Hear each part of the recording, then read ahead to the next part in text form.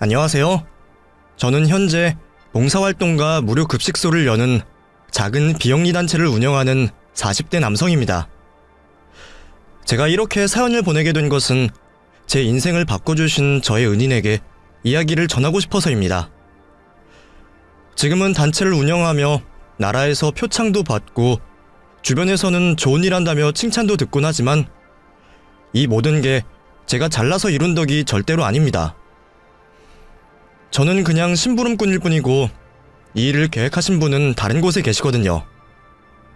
제 사연이 그분이 계시는 곳까지 닿을지 모르겠지만 부디 이렇게라도 제 마음을 전할 수 있기를 바라며 사연을 보내게 되었습니다.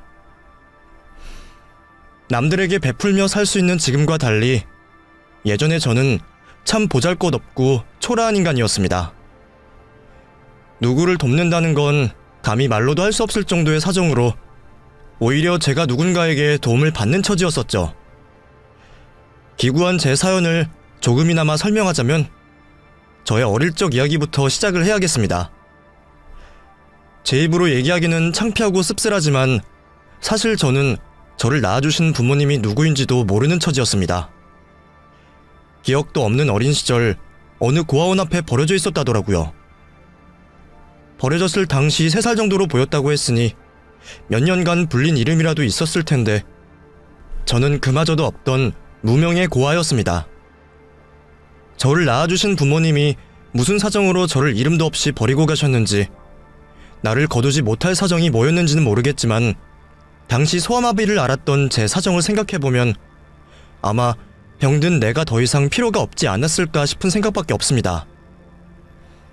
저는 안타깝게도 예방접종을 맞지 못해 소아마비를 앓아야 했고 그 후유증으로 지금까지도 다리를 절고 있습니다. 그나마 오랜 시간 동안 재활을 한 덕분에 지금은 웬만한 운동도 하고 활동에 지장 없을 정도로 다리가 좋아졌지만 어렸을 적 저는 한쪽 다리를 질질 끌고 다니던 아이였습니다. 저보다 나이 있으신 분들은 반에 한둘 정도는 소아마비 환자들이 있을 정도로 예전에는 소아마비가 흔한 질병이었지만 60, 70년대부터는 백신 예방을 시작하여 소아마비 환자들이 많이 줄어들었다 들었습니다. 덕분에 40대 제 또래 중에는 소아마비 환자가 거의 없었죠. 하지만 저는 접종을 받지 않았던 건지 소아마비를 앓게 되었고 학교에서 유일한 소아마비 환자였던 저는 어딜 가든 별명이 따라붙을 수밖에 없었습니다. 이름 대신 절름발이라는 별명으로 불렸던 걸 보면 처음부터 이름 없이 버려졌던 저의 숙명이었나 싶기도 하네요. 고아에 절름발이에 특출나게 똑똑하지도 않고 예쁘지도 않은 저는 어딜 가든 늘 외면을 당할 수밖에 없었습니다. 고아원에서 지내다가도 해외나 국내로 입양을 가는 경우도 있었지만 제게는 예외인 일이었습니다. 고아원에 아이들이 그렇게 많은데 누가 하필이면 저 같은 아이를 입양할 생각을 하겠나요? 덕분에 입양 같은 건 꿈꿔보지도 못했던 저는 가족도 친구도 없이 따돌림을 당하며 늘 외톨이로 지내야 했습니다.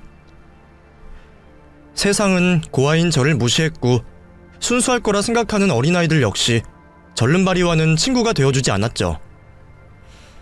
덕분에 평생 혼자로 지내며 외로움에 찌들어 살던 저는 마음고생을 심하게 했었습니다. 저는 어릴 적부터 이상하게 늘 배가 고팠었는데 평생 먹어도 채워지지 않는 헛헛함이 바로 외로움이었다는 걸 얼마 전에야 깨달았어요. 사람이 밥으로만 사는 게 아니라 마음이 채워져야 하는 건데 저는 마음을 나눠받을 사람이 없었으니까요. 그렇게 자라온 저는 나이를 먹으며 고아원마저 나와야 했고 그 후로는 완전히 혼자가 되어야 했습니다. 그나마 다행인 건지 당시에는 먹고 살기 바빠서 외로움을 느낄 겨를도 제대로 없었네요. 얼마 안 되는 자립금을 쥐고 사회로 내던져진 저는 그 후로 닥치는 대로 일을 하며 돈을 벌어야 했습니다. 남들처럼 돌아갈 집도 고향도 없던 탓에 앞으로는 정말 제 힘으로만 살아낼 수밖에 없었으니까요. 사회에서는 숨만 쉬어도 돈이 나가다 보니 아무것도 없던 저는 죽지 않고 살아남기 위해 일을 해야만 했습니다.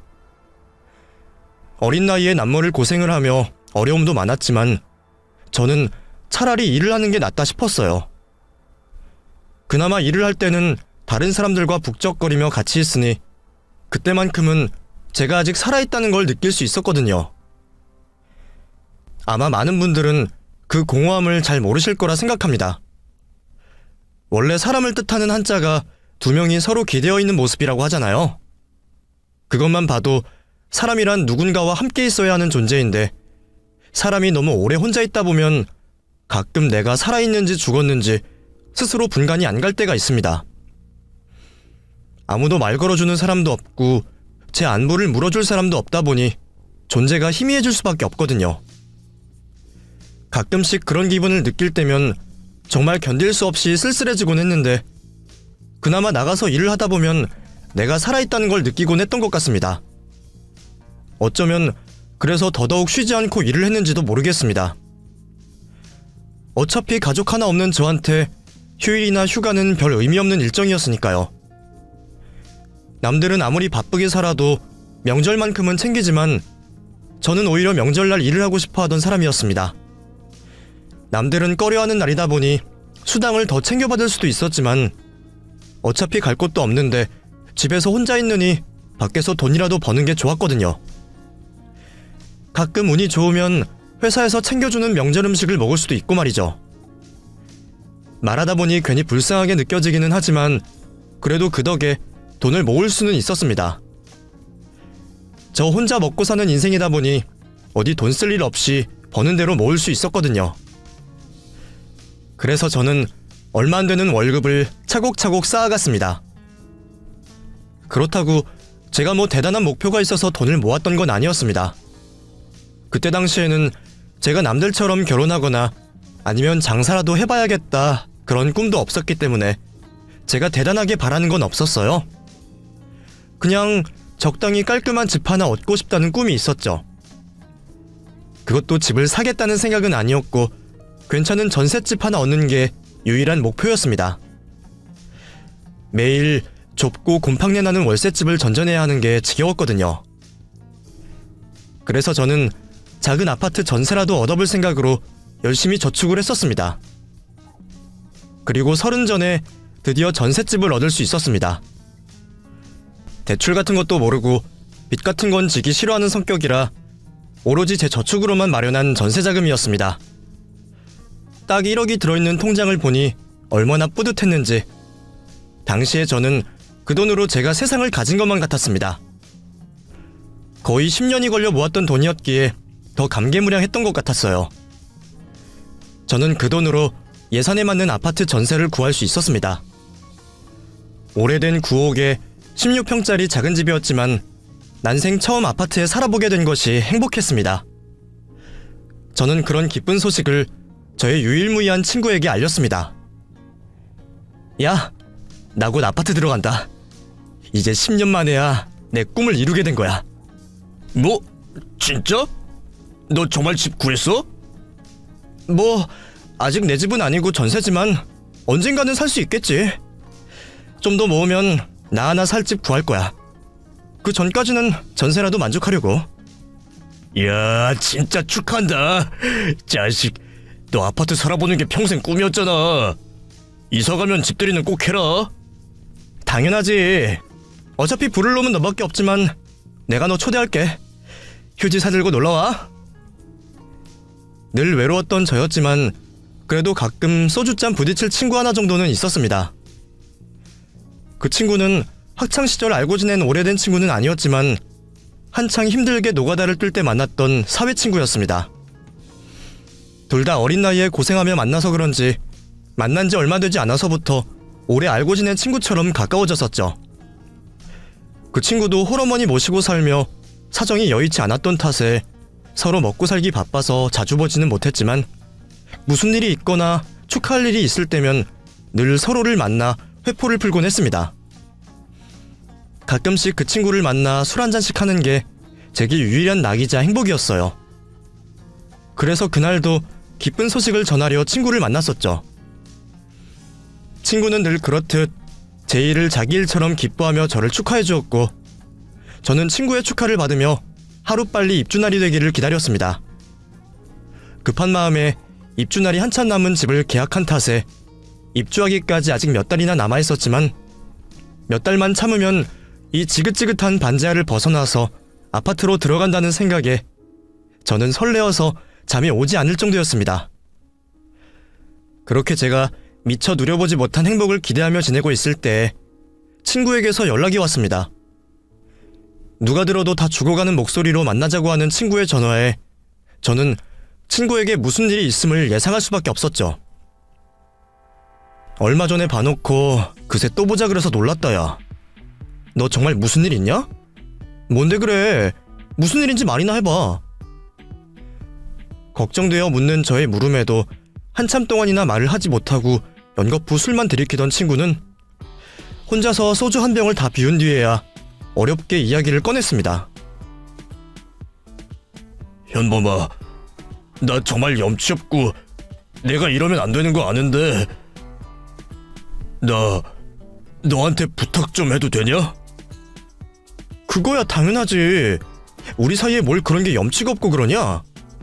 무슨 부탁인데 말하기 어려운 일이야?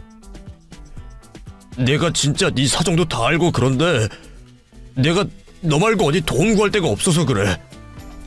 제발 나 좀 도와줘라. 20대 초반부터 30까지 알고 지내며 제가 그 친구를 지난 몇 년 동안 봐왔지만 그 친구가 그렇게 뜸을 들이고 얘기를 꺼내기 어려워하는 건 처음이었습니다. 원래 성격이 늘 당당하고 거침없어서 제 대신 억울한 상황을 따져 물어주기까지 하던 친구였기에 제가 늘 그 당당함을 본받고 싶을 정도였는데 그 친구가 그렇게나 말하기 힘들어하는 일이라면 아무래도 평범한 부탁은 아닐 것 같다는 예상이 들었습니다. 대체 무슨 부탁일까 싶어 괜히 겁이 나기도 했지만 그래도 제가 도와줄 수 있는 일이라면 어떻게든 도와주고 싶은 마음이었어요. 뭔데 그래 진짜. 들어줄 수 있는 부탁이면 당연히 들어줘야지. 그래도 내가 할 수 있는 일이니까 네가 말 꺼낸 거 아니야? 일단 말이나 해봐. 그게 사실은 우리 어머니가 많이 아프셔. 당장 큰 수술을 해야 하는데 병원비랑 수술비만 몇 천만 원이란다. 근데 나한테 그렇게 큰 돈이 어디 있겠어. 몇 천만 원은커녕 당장 통장에 다음 달 생활비도 없는데 말이야. 어머니는 돈 없으니 수술 안 받고 그냥 버티시겠다는데 그럼 그냥 누워있다가 돌아가신다는 거잖아. 내가 진짜 못난 아들인 건 알지만 어머니가 돈이 없어서 돌아가시는 걸 어떻게 보고만 있겠냐. 예상치 못한 친구의 얘기에 저는 잠시 멍해졌습니다. 뭔가 대단한 부탁을 할 것 같다 생각은 했지만 설마 돈 이야기가 나올 줄은 몰랐거든요. 저랑 그 친구는 비슷한 형편이라 누구보다 서로의 사정을 잘 알고 있던 사이였고 서로 없는 사정 뻔히 아니까 우리끼리라도 부담 주고 받지 말자며 돈을 빌리거나 돈 얘기를 하는 일은 하지 않았었어요. 그런데 그랬던 친구가 갑자기 돈 얘기를 꺼낸다는 게 저는 여러모로 충격이었습니다. 나한테 얘기를 해야 할 만큼 상황이 안 좋다는 이야기겠구나 싶었던 저는 그 친구의 얘기를 허투루 들을 수 없었습니다. 그래서 미안하지만 혹시 돈 좀 빌려줄 수 있을까 해서 말이야. 물론 금방 갚을 거야. 절대로 너한테 패 끼칠 생각은 아니야. 너 몇 달 뒤에 전셋집 들어가기로 했잖아. 그 돈 가지고 있는 거 나 잠깐만 빌려주면 안 되겠냐? 너 잔금 치르기 전에 꼭 갚을게. 돈 없다는 놈이 어떻게 몇 달 만에 갚겠냐 싶겠지만 방법이 있기는 하거든. 지금 우리 사는 집 내놨어.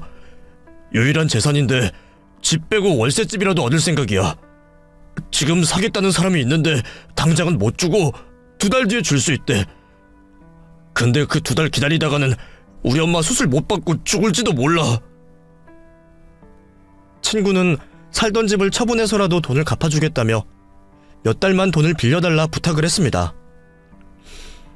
저도 몇 달 뒤면 잔금을 치르고 이사를 해야 하는 상황이라 날짜라도 어그러지면 곤란했지만 애원하듯 부탁하는 그 친구의 부탁을 차마 거절할 수 없었죠. 다른 부탁도 아니고 어머니가 아프시다는데 말이에요.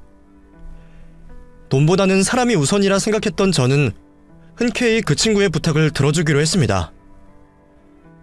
그래, 그 돈 내가 빌려줄게. 어머니 수술부터 시켜드려. 정말 고맙다, 현범아. 내가 금방 갚을 테니까 믿고 기다려줘. 그만큼 믿었던 친구였기에 전 재산을 빌려주면서도 차용증 한 장 쓰지 않았었죠. 우리가 설마 돈 때문에 멀어질 거라는 생각은 없었기 때문에 만약 그 친구가 당장 돈을 갚지 못할 사정이 될지라도 저를 배신할 거라고는 생각하지 않았습니다. 그런데 그날 이후 그 친구는 연락이 되지 않았습니다. 돈을 보내놓고 친구 어머니의 소식이 궁금하여 전화를 걸었더니 없는 번호라고 나오더군요. 놀란 제가 떨어지는 심장을 붙잡고 그 친구의 직장까지 찾아갔지만 그 친구는 이미 그 자리에 없었습니다. 알고 보니 애초에 어머니가 아프시다는 것도 거짓말이었던지 회사 사람들은 어머니 일은 전혀 모르고 있었습니다. 그냥 이사를 가게 됐다며 퇴사를 했다더군요. 그렇게 저는 유일하게 믿었던 친구에게 배신을 당하게 되었습니다. 그동안 그 친구가 보여줬던 행동과 마음들을 보며 누구보다 그 친구를 믿었었는데 제가 유일하게 믿었던 사람에게 배신을 당하고 나니 세상이 무너지는 기분이었습니다. 10년간 모았던 큰 돈을 잃게 된 것보다 가족처럼 생각했던 친구가 나를 등쳐먹었다는 게 더 끔찍한 일이었어요. 애초에 부모가 버린 놈이 남의 부모 걱정하다가 이 지경이 되었던 건지 그 순간 제가 왜 살아야 하나 싶은 마음이 들더군요. 하지만 겁쟁이였던 저는 스스로 나쁜 선택을 할 만한 결단도 없었고 그런 상황에서도 어떻게든 버틸 수밖에 없었습니다. 전세 계약일은 코앞이었는데 잔금 치를 돈은 없었으니 결국 저는 계약금으로 넣었던 1,000만 원까지 날릴 수밖에 없었습니다. 그렇다고 살던 집에서 계속 살 수도 없었어요. 이 집도 이사 들어올 사람이 있었고 저는 당장 오갈 데 없는 신세가 되어야 했죠. 그제서야 뒤늦게 부랴부랴 집을 구하러 다녀야 했던 저는 이사 나올 집의 보증금에 맞춰 겨우 집을 구할 수 있었습니다. 그 사이 월세집들도 많이 올랐는지 제가 지금 살고 있는 집 월세로는 도저히 집을 구할 수가 없었고 그래서 저는 어쩔 수 없이 싼 집을 찾다 어떤 동네로 흘러가게 되었습니다. 주변에 아파트나 그 흔한 빌라 하나 없이 허름한 집들이 모든 걸 말해주는 동네였습니다. 아직 이런 동네가 있나 싶을 정도로 외지고 가난한 동네였죠. 싼 집을 찾던 저는 그 동네로 이사를 하게 되었고 아파트 입주 날만 기다리던 몇 달 전과 달리 하늘에서 추락을 한 기분일 수밖에 없었습니다. 사람이 참 간사하게도 그보다 더한 고생을 해봤으면서도 그 사이 조금 형편이 나아져 봤다고 예전 고생을 하기 싫더라고요. 고생 끝에 낙이 올 줄 알았으니 말이죠. 하지만 그런 저를 더 힘들게 했던 건 이게 다 사람을 믿어서 벌어진 일이라는 이유 때문이었습니다. 어렸을 적에는 부모가 나를 버리고 자라서는 세상이 나를 버리고 이제는 하나 있던 친구마저 나를 버렸다 생각하니 이런 제가 앞으로 누구를 믿고 살 수 있을지 숨이 막히는 기분이었습니다. 나한테 다가오지 않는 사람들이 야속하다 싶으면서도 누구라도 정을 나누고 싶어 주위를 맴돌던 저였기에 사람에게 받은 상처는 더 깊을 수밖에 없었습니다. 그렇게 아는 사람 하나 없는 외딴 동네로 이사를 가게 된 저는 또다시 좁은 골방에 갇혀 외톨이가 되어야 했습니다. 그런데 그 동네에서 제게 관심을 가져주시는 한 분이 계셨더군요. 제가 이사 들어가는 날 도와줄 게 없냐며 물으셨던 옆집 할머니가 계셨습니다. 자기 몸도 못 가누실 것 같은 분이 청소라도 도와주겠노라 하시는 말에 저는 대충 거절 의사를 표현했어요.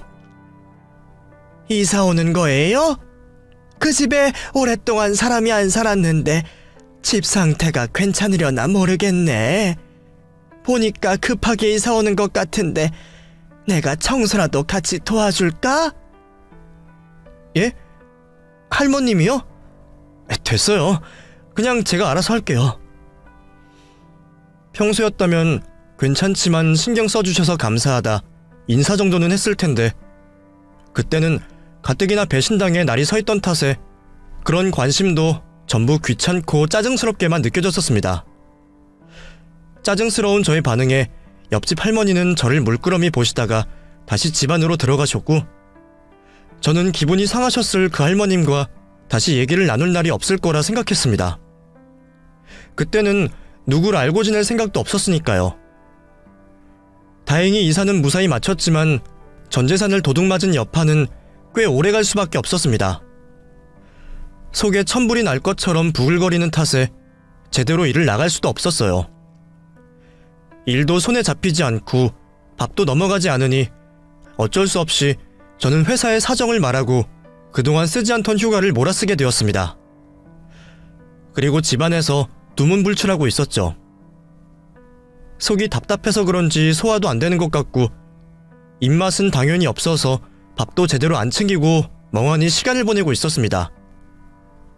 그 사이 몇 번 그놈을 찾아다녀 보기도 했지만 어디로 사라진 건지 찾을 수도 없었어요. 작정하고 도망간 놈을 어떻게 찾나 싶어 그냥 없던 셈 치료했지만 그게 쉽지도 않았었죠. 그러던 어느 날 빈속에 술이라도 들이부으려고 슈퍼에 다녀오려는데 이삿날 배웠던 옆집 할머님이 집안에 들어가지 못하시고 한참 서성이시더라고요.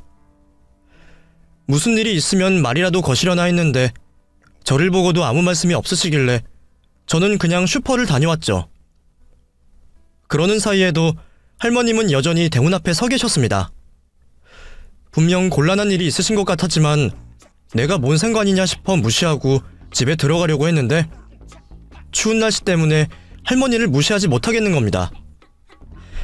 결국 저는 다시 걸음을 돌려 옆집으로 향했고 할머님에게 여쭤봤어요. 어르신, 무슨 일 있으세요? 왜 집에 안 들어가시고 계속 서 계세요? 그게 내가 잠깐 나온 사이에 대문이 닫혀버렸는데 열쇠를 안 가지고 나와서 말이야.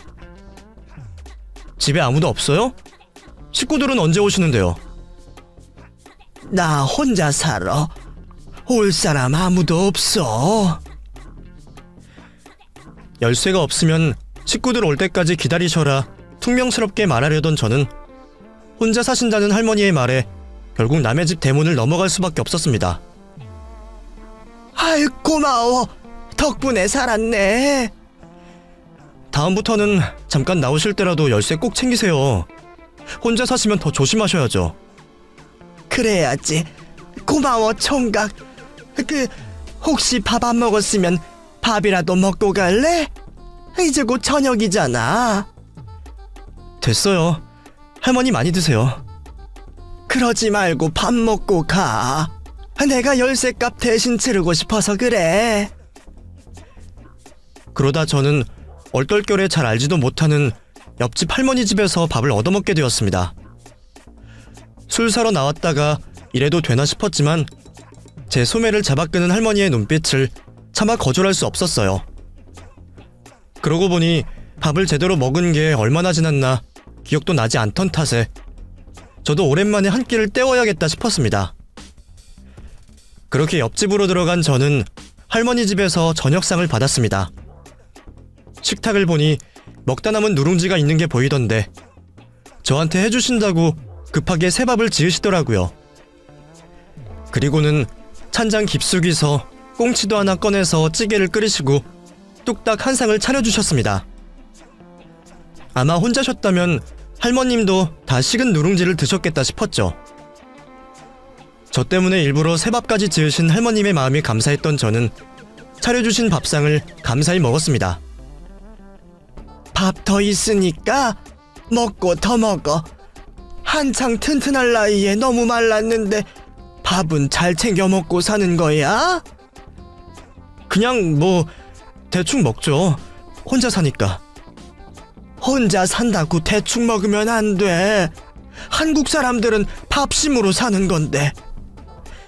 할머니도 누룽지 드신 것 같은데요, 뭘. 아이 참, 그런 건 또 언제 봤대? 그래, 나도 혼자 지내다 보니 밥에 물 말아 먹고 그러기는 하지. 그러고 보니 누가 와서 이렇게 같이 밥 먹는 것도 참 오랜만이네. 덕분에 나도 따뜻한 밥 먹어보네. 할머님의 말씀에 순간 왠지 모를 뜨거운 게 올라오는 것 같았지만 허기에 급히 삼킨 밥 때문일 거라 생각하며 대수롭지 않게 여겼습니다. 뭐 가끔 밥 혼자 드시기 싫으시면 저 부르시던가요? 그럴까?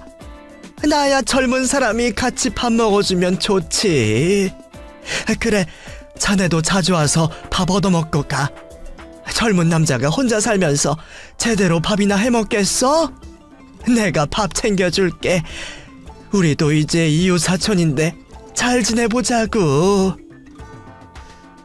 그 후로 저는 할머니와 이웃 사촌으로 자주 뵙고 지냈습니다. 할머님께 반찬도 얻어먹고 밥도 얻어먹고 그 대신 저는 할머님을 도와드리며 밥값을 치렀죠. 무슨 사정으로 혼자 지내시는 건지는 모르겠지만 할머니에게는 왕래하는 가족이 없어 보였습니다. 늘 혼자 계시다 보니 집에 일손 도와줄 남자 하나 없었고 오래되고 낡은 집에는 고칠 곳이 많이 보였어요. 그래서 집안 수리를 해야 할 일이 생길 때면 제가 대신 할머님을 도와드리곤 했습니다. 귀한 집밥 내어주시면서도 사례는 결코 싫다고 하시는 할머니셨기에 제가 그렇게라도 해드려야겠다 싶었거든요. 그리고 그건 꽤 괜찮은 공생이었습니다. 각자 할 수 있는 노력으로 서로를 도우며 서로 부족한 점을 채워가는 것이죠. 그런 관계는 무엇보다 제게 많은 도움이 되었습니다. 집에서 술만 마시고 있는 것 같은 저를 보시고도 할머님은 아무것도 묻지 않으셨습니다. 대신 빈속에 술 마시면 속 버린다며 늘 밥을 챙겨주셨죠. 그런 할머니 덕에 방에만 갇혀있던 저도 많이 좋아질 수 있었던 것 같습니다. 사람에게 배신당한 상처를 다른 사람으로부터 치유하게 된 거죠. 저는 금방 다시 일어나 회사에 출근을 하게 되었고 다시 살아갈 힘을 내게 되었습니다. 저는 그게 다 그 이웃 할머님 덕이라 생각했어요. 그래서 저는 조금 시간이 지나서야 제 사정을 궁금해하셨을 할머님에게 저의 이야기를 전할 수 있었습니다. 제가 고아로 버려져서 절름발이로 괴롭힘당하고 친구인 줄 알았던 사람에게 전재산 사기당해 그 동네까지 흘러온 이야기를 들으신 할머님은 별말 없이 제 손을 꼭 잡아주셨습니다. 처음 봤을 때부터 뭔가 사연이 있겠다 싶었지만 그리 고생했을 줄은 몰랐네. 그래, 혼자 얼마나 고생이 많았겠어. 그런데도 이렇게 잘 버티고 살아줬으니 얼마나 대견해. 자네는 살아남은 걸로도 잘 산 거야. 지금은 당장 인생이 고되고 힘들겠지만 살다 보면 언젠가 웃을 날이 반드시 올 거야. 일단은 살아있어야 그런 행복도 누리고 살지 않겠어? 그러니 절대 포기하지 마. 글쎄요. 저도 그냥 죽지 못해 사는 거지. 뭐 그런 건 잘 모르겠어요.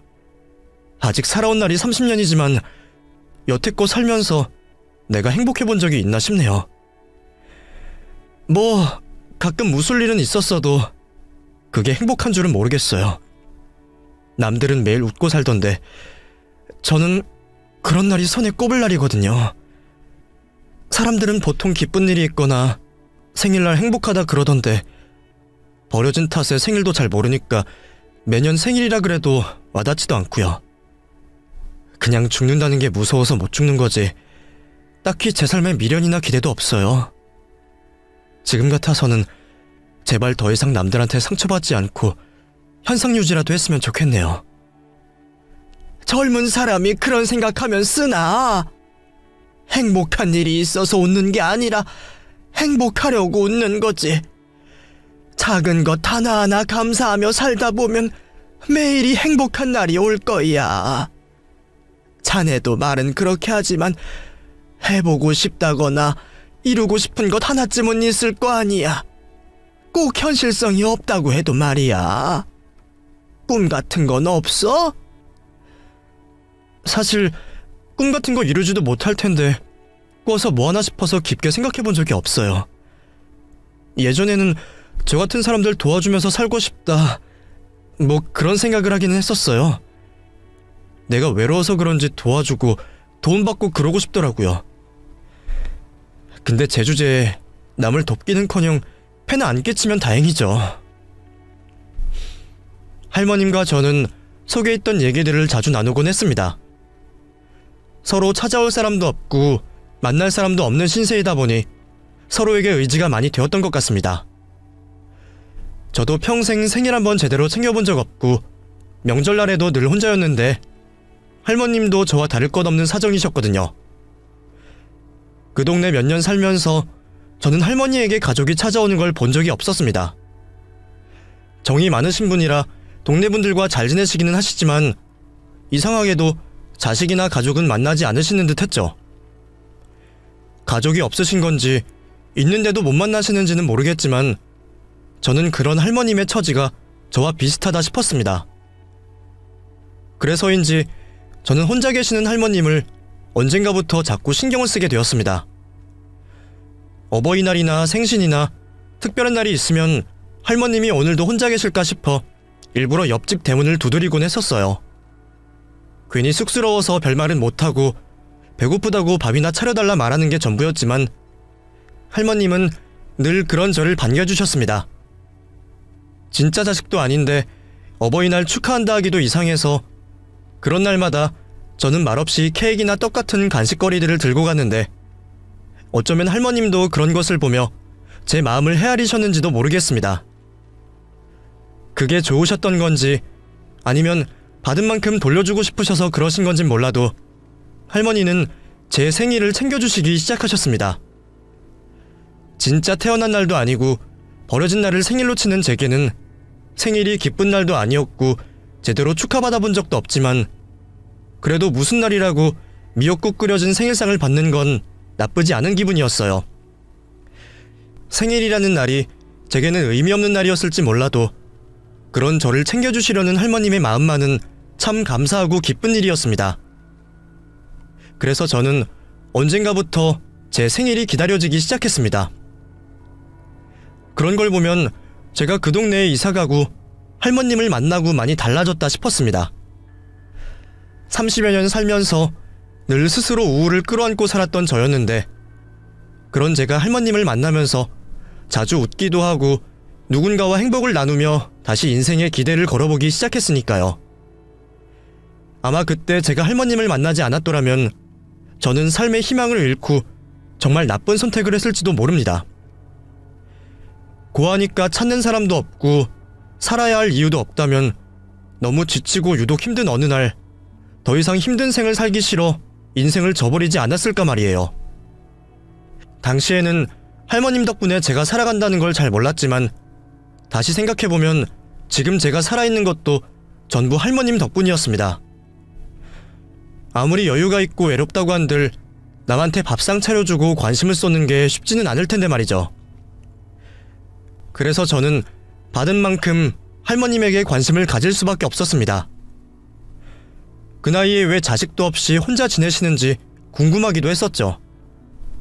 처음에는 할머니가 자식 없이 사시는 분인 줄 알았는데 어느 날인가 할머니에게 자식이 있다는 얘기를 듣게 되었습니다. 그것도 하나도 아니고 아들만 둘이라고 하시더라고요. 근데 왜 자식들이랑 연락을 안 하세요? 명절에도 오지 않고 생신 때도 누구 오는 걸 못 봤는데요? 자식 농사가 내 마음같이 되지 않는지 그렇게 됐지. 어릴 적에는 엄마 품에서 안 떨어지겠다고 일하는 것도 못하게 하더니 나이 먹고 머리 자라면서는 다들 제 갈 길 가버리고 없네. 나도 다 키워둔 자식들한테 바라는 것도 없고 그냥 어디서 잘 살고 있겠지 생각하는 거지.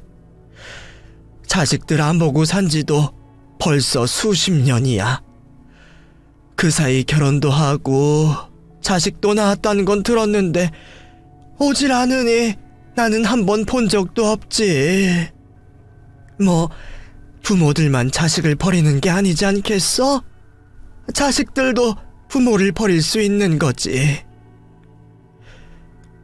할머님도 저와 당신의 처지가 다르지 않다 싶으셨던지 제게 그런 말씀을 하셨습니다. 무슨 연유로 자식들과 안 보고 사시는지는 모르겠지만 할머니가 하시던 말씀들로 대충 유추해보면 아마 자식들이 어머니에게 더 받을 게 없다 싶어 방치를 하는 듯 했어요. 부모에게 더 도움받을 것이 없으니 챙기지도 않겠다는 소리겠죠. 그래서 할머님은 혼자 살아내기 위해 늘 바쁘게 사셨습니다. 하루 종일 곰을 주우러 다니시고 틈틈이 마늘이나 나무를 다듬으며 부업 같은 것도 많이 하셨어요. 자식이 둘이나 되는데도 용돈 한 푼 못 받고 그 나이까지 고생하시는 할머님이 안쓰러웠죠. 그래서 제가 자식 대신 챙겨드리려 했는데 그런 저희의 인연마저도 그리 오래가지는 못했습니다. 제가 그 동네에 발을 들이고 7년째 되던 해에 옆집 할머님이 결국 돌아가고 마셨습니다. 혼자 잠들다가 돌아가신 할머님의 마지막을 확인한 것도 다름 아닌 저였어요. 며칠간 집 밖으로 나오지도 않으시고 조용하다 싶어 걱정되는 마음에 대문을 두들겼는데도 안에서 인기척이 없는 겁니다. 휴대폰이 없으신 할머님이시라 집 전화로 전화를 걸어봤지만 전화도 수십 통째 받지 않으셨죠. 그제서야 저는 할머니에게 무슨 일이 생겼다는 걸 알 수밖에 없었습니다. 놀란 저는 곧바로 경찰을 불렀고 경찰과 소방관들이 출동해 할머니 집의 문을 열었습니다. 그렇게 들어가게 된 집안은 이미 아무 기척도 없이 싸늘하고 묘한 흔적만 남아있었습니다. 경찰관과 소방관들이 곧바로 할머님의 안방으로 들어갔고 저는 그 뒤로 주무시다 돌아가신 할머님의 시신을 보게 되었습니다. 그 충격에 자리에 주저앉게 된 제가 되려 소방관들의 부축을 받아야만 했죠. 할머님을 처음 배웠을 때부터 연세가 있으셨으니 언제 돌아가셔도 이상하지는 않다 생각했었지만 설마 그런 날이 정말 올 줄은 몰랐나 봅니다. 그렇게 할머님은 고독사로 돌아가셨고 제가 며칠 만에 신고를 한 탓에 일주일을 넘기지는 않았습니다. 조금만 지났으면 시신이 많이 상했을 텐데 그나마 다행이었죠. 저는 홀로 할머님의 죽음을 추모하며 할머니의 장례식이 열리기를 기다리고 있었습니다. 아무리 그동안 연 끊고 지내던 자식들이라고 하지만 어머니가 돌아가시면 장례는 당연히 치를 거라 생각했거든요. 혼자 쓸쓸하게 돌아가시게 한 할머님 자식들에게 원망은 들었지만 그래도 제가 찾아가서 할머님 얘기라도 해야겠다 싶었어요. 그런데 저는 얼마 뒤 경찰에게서 놀라운 소식을 전해 듣게 되었습니다. 김영자 할머님 말이에요. 자녀분들에게 연락해봤는데 아무도 모셔가겠다는 사람이 없더라고요. 장례 치를 생각도 없으신지 시신 인계를 포기하신다고 하시네요. 예? 자식들이 아무도 안 찾아왔다고요? 그럼 할머니는 어떻게 되는 거예요? 가족들이라고 해도 포기하면 어쩔 수 없어요. 모셔가는 사람이 없으면 그냥 이대로 무연고자 처리되셔서 세금으로 화장되실 겁니다. 그리고 납골당에 얼마간 있다가 영영 찾아오는 사람이 없으면 유골마저 폐기되는 거죠. 보통 노숙자들이나 독거노인들 중에 이런 경우들이 왕왕 있어요. 근데 자식이 둘인데도 이러는 건 좀 드물긴 하네요. 자식들이 모두 할머니를 외면했다는 소식에 저는 충격을 받을 수밖에 없었습니다. 아무리 무정한 자식이라 그래도 어떻게들 그럴 수 있는지 고아인 저는 이해가 되지 않더라고요. 결국 아무도 장례를 치르지 않으면 무연고자 처리된다는 말에 저는 제 사비로 할머님의 장례를 치러드리기로 결정했습니다. 물론 저한테는 큰 돈이었지만 그동안 할머니에게 얻어먹은 밥값을 생각하면 제가 마지막 가시는 길이라도 지켜봐드리는 게 도리라 생각했습니다. 그래서 저는 제 돈으로 빈소를 차리고 자식들 대신 상주를 하게 되었죠. 그렇게 저 혼자 조촐하게 장례식장을 지키고 있었습니다.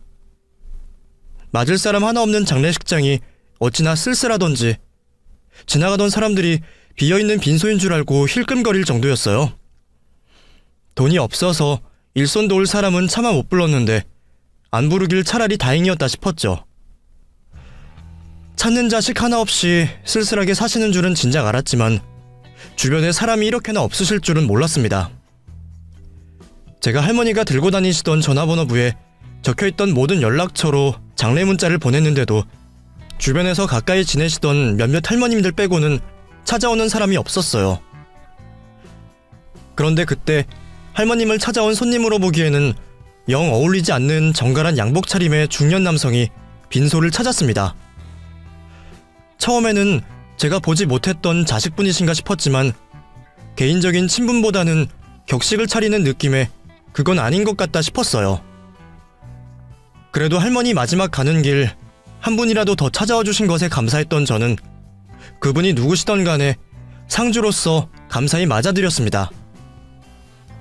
그분은 할머님의 마지막 가시는 길에 명복을 빌어주신 뒤 저와 인사를 나누게 되었습니다. 이제 누구신지 물어볼까 하던 찰나 그쪽에서 먼저 저를 알아보시더군요. 와주셔서 감사합니다. 네, 처음 뵙겠습니다. 그쪽이 이현범 씨죠?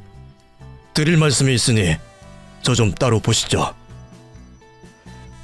할머님을 찾아온 손님인 줄만 알고 있었더니 누구시기에 제 이름까지 아시나 싶어 어리둥절했던 저는 놀란 마음에 서둘러 그 남자를 따라갈 수밖에 없었습니다. 얘기를 나누기 전 그 남자는 양복 주머니에서 자기 명함을 한 장 꺼내 보여주었습니다. 변호사 사무실을 운영하는 변호사의 명함이었죠. 변호사요? 그쪽이 변호사셨어요? 어쩐지 뭔가 대단한 일 하실 것 같더라고요. 근데 변호사가 할머님을 왜 찾아오셨어요? 제 이름은 어떻게 알고 계시고요? 저는 김영자 할머님의 일을 돕던 변호사입니다. 할머님과는 오래전부터 알고 지내던 사이였죠. 옛날 얘기를 하려면 좀 길지만 간단히 설명하자면 할머님께 도움을 받던 사람이었어요. 오래전에 가난한 형편의 공부를 포기하려던 제게 큰 도움을 주신 분이 김영자 할머니셨죠.